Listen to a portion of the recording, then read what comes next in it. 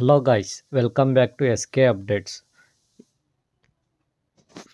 ಇವತ್ತಿನ ವಿಡಿಯೋ ಅಲ್ಲಿ ನೀವು second P U C science PCMB ಆದಮೇಲೆ ಏನೆಲ್ಲ ಒಂದು ಮೆಡಿಕಲ್ ಕೋರ್ಸಸ್ ಮಾಡ್ಬೋದು ಅನ್ನೋದು ನಾನು ನಿಮಗೆ ತಿಳಿಸ್ಕೊಡ್ತೀನಿ. ನೀವು ವಿತೌಟ್ ನೀಟ್ ಎಕ್ಸಾಮ್ ಇಲ್ಲದೆ ಖಾಲಿ ನಿಮ್ಮ PUC ಮಾರ್ಕ್ಸ್ ಏನಿರುತ್ತೆ ಅದರ ಮೇಲೆ ನೀವು ಈ ಒಂದು ಮೆಡಿಕಲ್ ಕೋರ್ಸಸ್ಗೆ ಜಾಯ್ನ್ ಆಗ್ಬೋದು.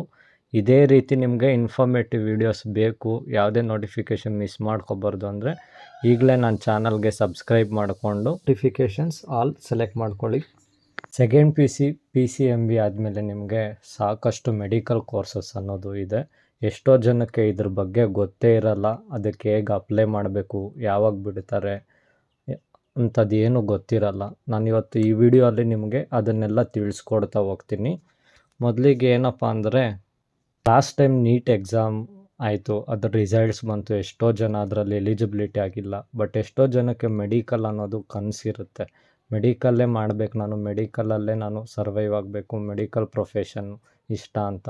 ಅಂಥವ್ರಿಗೆಲ್ಲ ಈ ಒಂದು ವಿಡಿಯೋ ತುಂಬ ಇನ್ಫಾರ್ಮೇಟಿವ್ ಅಂತಲೇ ತಿಳ್ಕೊತೀನಿ. ಈಗ CET ಮಾಡೋಕ್ಕೆ ಇಂಟ್ರೆಸ್ಟ್ ಇರಲ್ಲ, CET ಇಂಜಿನಿಯರಿಂಗ್ ಬೇಡ ನನಗೆ, ನೀಟ್ ನೋಡಿದ್ರೆ ಎಲಿಜಿಬಲ್ ಆಗಿಲ್ಲ, ಈಗ ಏನಪ್ಪ ಮಾಡೋದು ಅಂತಿರ್ತೀರ.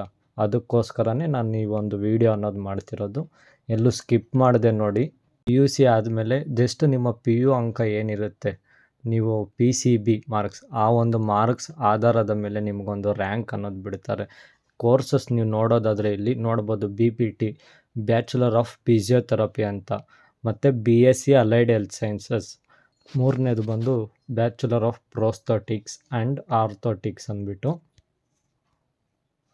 ಈ ಒಂದು ಕೋರ್ಸಸ್ಗೆ ಎಲ್ಲ ರೀತಿ ವಿದ್ಯಾರ್ಥಿಗಳೂ ಅಪ್ಲೈ ಮಾಡ್ಬೋದು. ಯಾರೆಲ್ಲ ಒಂದು ಸೆಕೆಂಡ್ PCMB ಓದಿರ್ತೀರ ಅಂಥ ವಿದ್ಯಾರ್ಥಿಗಳು ಎಲ್ಲರೂ ಸಹ ಈ ಒಂದು ಕೋರ್ಸ್ಗಳಿಗೆ ಅಪ್ಲೈ ಮಾಡ್ಬೋದು. ಈ ಒಂದು ಕೋರ್ಸಸಲ್ಲಿ ನಿಮ್ಗೆ ಇನ್ನೂ ತುಂಬ ಕೋರ್ಸಸ್ ಸಿಗುತ್ತೆ.